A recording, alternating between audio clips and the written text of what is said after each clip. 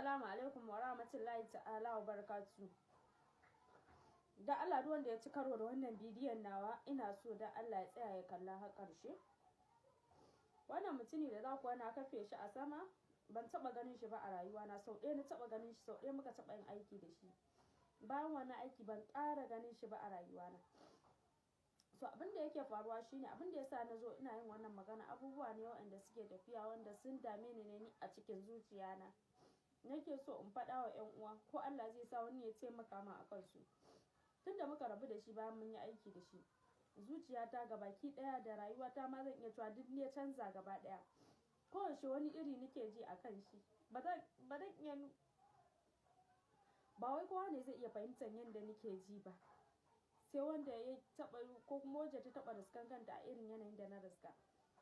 Mun yi aiki da shi, wasu ne suka haɗa da shi, bayan mun yi aiki da shi mun gama ban ƙara ganin shi ba. Daga bayan abin ya fara damuna kenan ne musu magana, na ce da Allah su turo min da namban shi.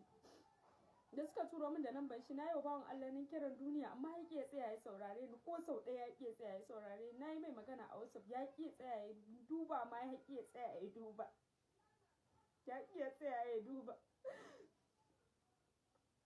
Sun ce mun wai aure zai yi. Ni ba damuwa ta bane da auren da zai ko wani abu, ni dai kawai ka tsaya ka saurare ni ko na minti ɗaya ne. Zuciya na kan samun nutsuwa, ni ban san me nike ji ba a lokacin da na da kai, ban san ya nike ji ba. Sai bayan mun rabu na gane cewa soyayya ce.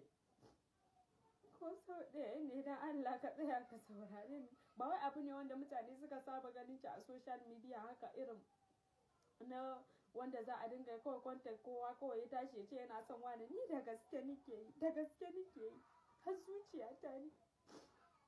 Dan Allah na roƙe ku, inda wanda yake na kusa da shi sosai, wanda yake na jikin shi sosai, dan Allah ku taimaka min saƙon ne ya isa gare shi.